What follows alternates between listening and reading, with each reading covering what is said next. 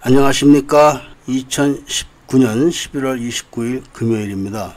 오늘 코페스 동반자 채널에서 이야기해드릴 제목은 필리핀 반군 내년에는 다 전멸될 겁니다 라는 제목으로 말씀을 드리도록 하겠습니다. 오늘 뉴스에 공격용 헬기 2대 클락 공군기지에 도착했다라는 뉴스를 제가 말씀을 드린 적이 있습니다. 그런데 필리핀 사정을 잘 모르시는 분들은 그까지 넘고 코브라 2대 가지고 뭘 그러나 이렇게 생각하실 수가 있을 겁니다. 그런데 필리핀은 현재 내전을 겪고 있는 나라입니다. 필리핀 내전은 일본이 항복한 다음부터 시작되었습니다. 그러니까 2차 대전이 끝나고 내전이 시작된 것이죠. 그러니까 2차 대전 중에는 공산 반군과 또 필리핀 이 정부군과 합동으로 일본군과 전쟁을 했지만 일본이 항복하고 나서는 공산 반군들이 필리핀 정부군을 공격을 해서 필리핀을 공산화를 시도를 했던 겁니다.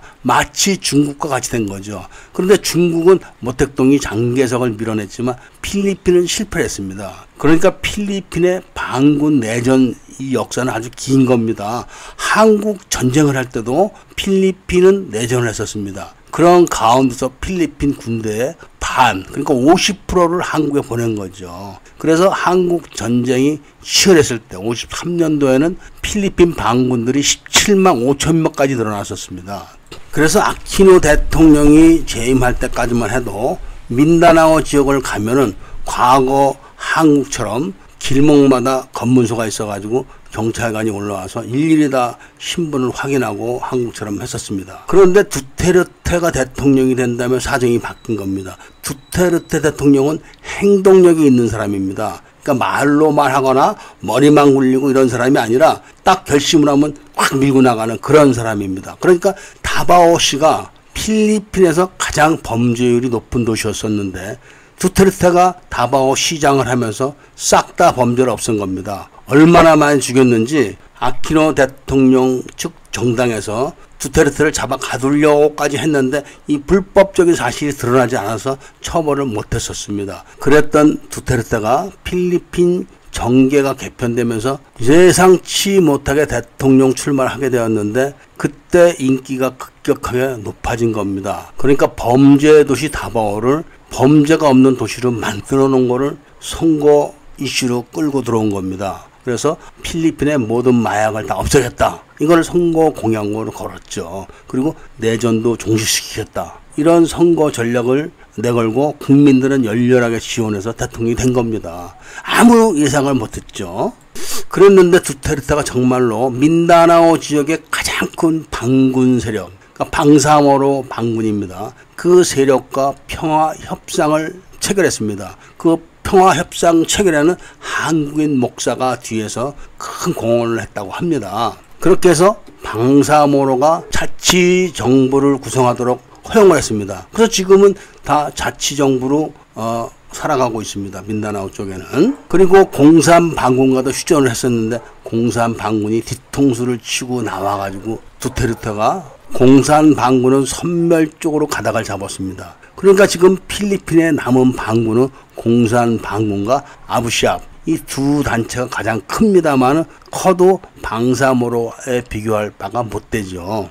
그런데 왜 코브라 헬기 2대가 필리핀의 내전의 향방을 바꿀 수 있는가? 거기에 대해서 지금부터 말씀을 드리도록 하겠습니다. 공산 반군은 게릴라입니다. 그러니까 게릴라의 특성이 먼저 기습을 해서 점령을 하는 겁니다. 그러니까 점령을 했다는 거는 은거를 할 수가 있는 거죠. 은거를 하게 되면 정부군이 공격을 해야 됩니다. 그러니까 정부군은 노출되고 반군은 은폐가 되는 겁니다. 그래서 정부군은 기갑 장비를 갖고 있는데 그게 장갑차입니다. 그리고 반군들 무기도 기껏해야 기관총, M16 소총 이런 것들이기 때문에 그래도 장갑차가 위력을 발휘를 하죠. 그런 반면에 게릴라들은 건물에 은거를 했기 때문에 건물 자체가 장갑이 되는 거기 때문에 화력이 비등하기 때문에 이 내전 종식이 안 되는 겁니다. 그런데 거기 결정적인 변수가 하나 생겼죠. 바로 한국산 FA-50 전투기입니다.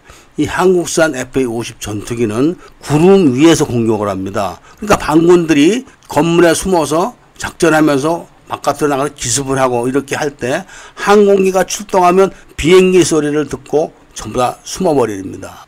그런 상황 속에서 FA-50이 떠가지고 구름 위에서 폭탄을 날려가지고 안심하고 있던 아부시아 반군 지도자들하고 외국 반군 지도자들이 몰살을 당한 겁니다. 일거에 한 발에 당한 거죠. 그래서 그때부터 두테르테가 우리 필리핀도 외과적인 수소 공격을 할 수가 있다. 이렇게 하면서 FA-50을 아주 그냥 칭찬을 하고 추가 구매까지 했죠. 그런데 FA-50이 코브라 헬기보다는 운용비도 비싸고 그리고 폭탄도 비쌉니다. 그러니까 코브라 헬기가 있으면은 코브라 헬기에는 발칸포가 있죠. 그 다음에 작은 로켓포들이 있습니다. 이런 거는 가격이 저렴하죠. 이런 코브라 헬기가 작전에 투입되면 어떤 양상이 벌어지냐. 건물에 숨어 있어봐야 소용이 없습니다. 그러니까 7.6이 기관총 갖고 쏠 때하고 20mm 발칸으로 때릴 때하고는 상황이 달라지는 겁니다. 건물에 숨어 있어봐야 20mm 발칸으로 때리면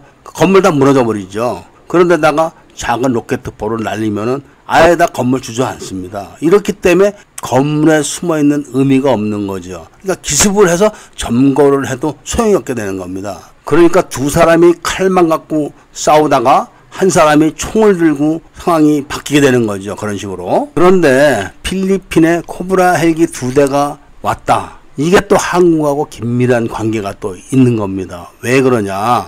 필리핀 군대가 요르단에서 코브라 2대를 기증을 받았는데 그 운영비, 그러니까 수송비죠. 수송비를 필리핀이 부담하는 겁니다. 그래서 필리핀은 러시아 항공기를 임대를 해가지고 요르단에서 2대를 실어가지고 분해해서 실어가지고 이 클락 기지에 내린 겁니다. 그러니까 조건이 우리는 코브라 헬기 2대 주기만 한다. 그리고 조종사 훈련만 시켜준다. 가져가는 것도 니네가 돈 내고 장비도 앞으로 니네가 돈 내서 수리하고 써라. 이런 조건입니다. 그런데 코브라 헬기를 정비를 하고 코브라 헬기에 실려있는 무기의 실탄, 이거는 한국이 또 유일하게 수출하는 나라 아닙니까? 그러다 보니 필리핀이 갖고 있는 코브라 헬기에 사용할 무기들은 한국이 다 관리를 해줘야 되는 겁니다. 그러니까 수비 공군기지에는 한국산 FA-50 대대와 코브라 편대가 함께 있는 겁니다. 그렇기 때문에 자연스럽게 한국산 실탄과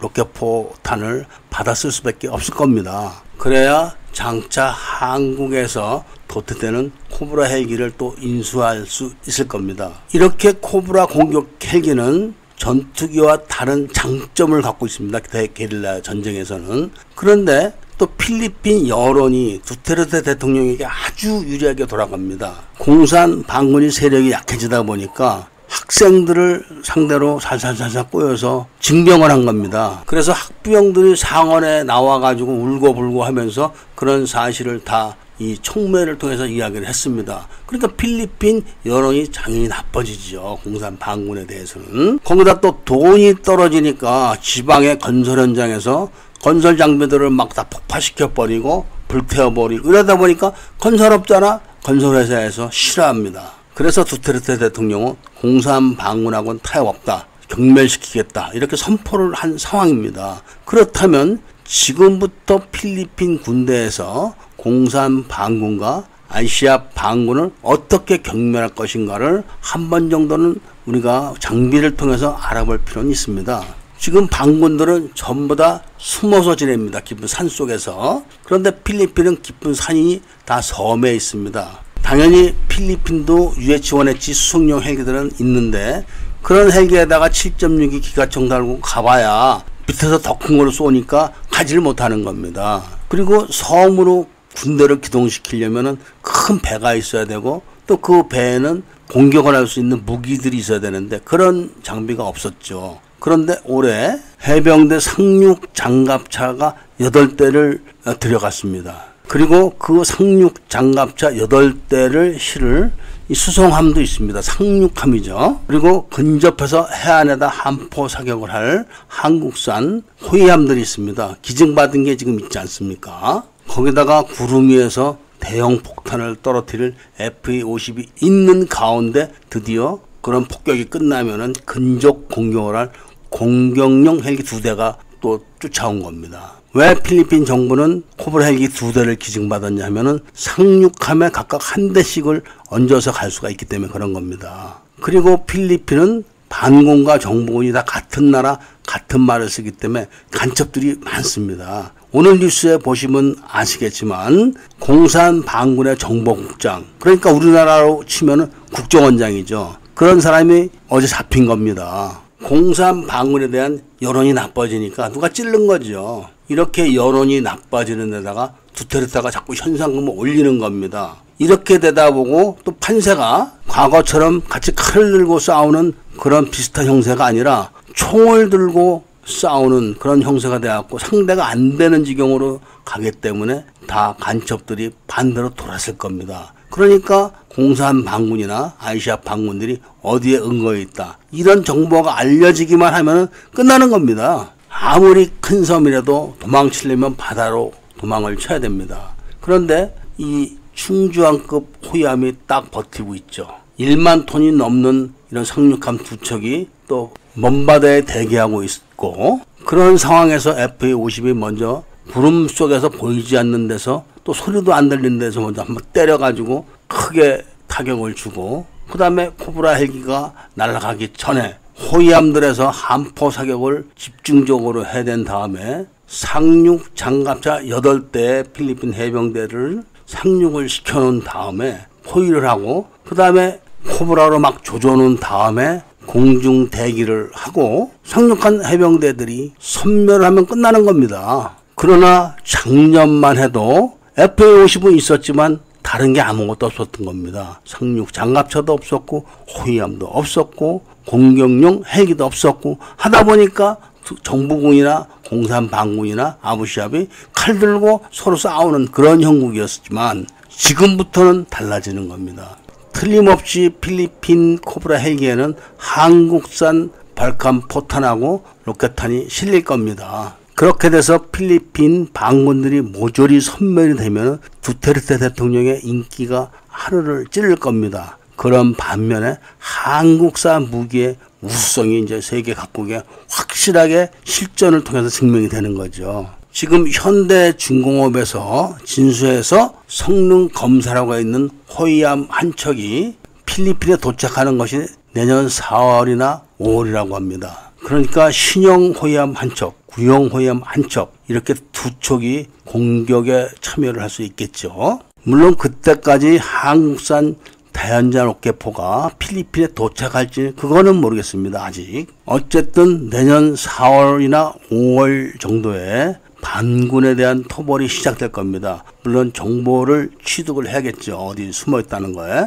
두테르테 대통령이 마약 단속을 해가지고 거의 10,000명 정도를 죽였습니다. 그리고 상당히 많은 이런 마약범들이 투옥을 돼서 100만 명가량 정도가 투옥이 되어 있다고 합니다. 그러니까 뭐 나온 사람, 들어가는 사람, 있는 사람 다 합쳐서 그렇게 되겠죠. 그의 그런 결단성을 봐도 그렇고 또 정치적으로도 두테르테가 반군을 토벌하지 않으면 안 될 궁지에 몰린 겁니다.